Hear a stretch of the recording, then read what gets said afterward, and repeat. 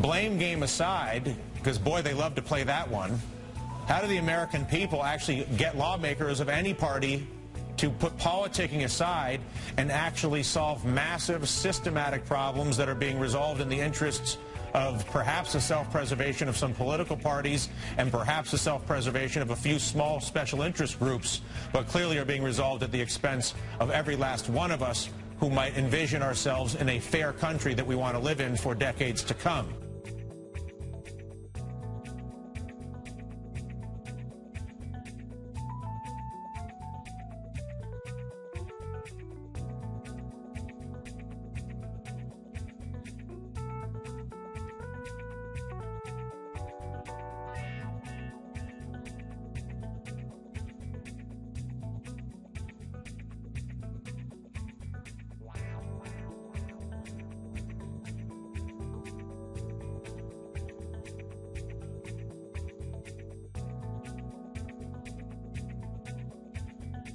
Joining us now, Republican Conference Chair, Congressman from Indiana, Mike Pence. And Congressman Pence, a pleasure, as always, to have you back.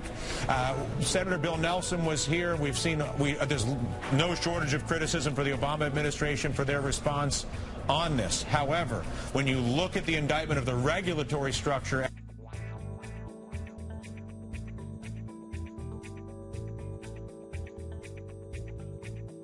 at MMS, cocaine and meth use, porn at work, leisure trips with oil employees, an underwater plan for the Gulf of Mexico that includes contingencies for walruses and shopping at Japanese markets.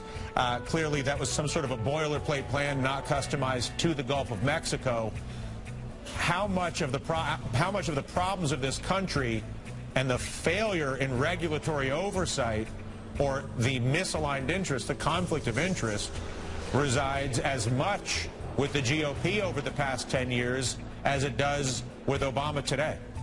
Well, I think we need to find out the answer to that question, Dylan. We've got hearings before the Interior Committee today on Capitol Hill looking into this.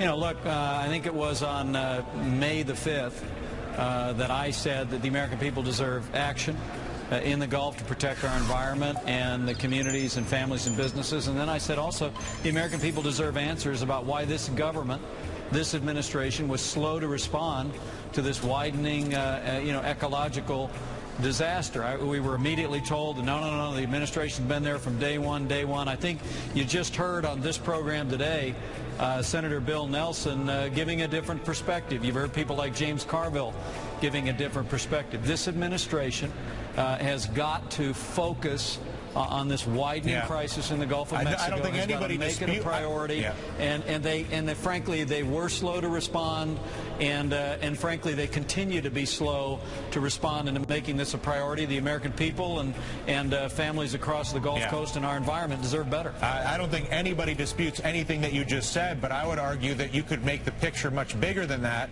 so that you can see the corrupt regulatory culture in supervising the energy extraction in this country, so you could see a conflicted political process where those who claim to be conservative don't behave in a truly conservative way, a political process where we get one weak alternative from one party, whether it's on health care, bank reform, or anything else, and then we get an even weaker proposal from the other political party, because neither political party wants to alienate the money machine.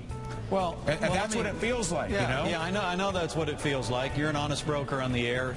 It's why I admire you and appreciate you. Look, I wanted to say at the beginning of it, I think we need to find out the answers to your questions and follow the facts wherever they lead.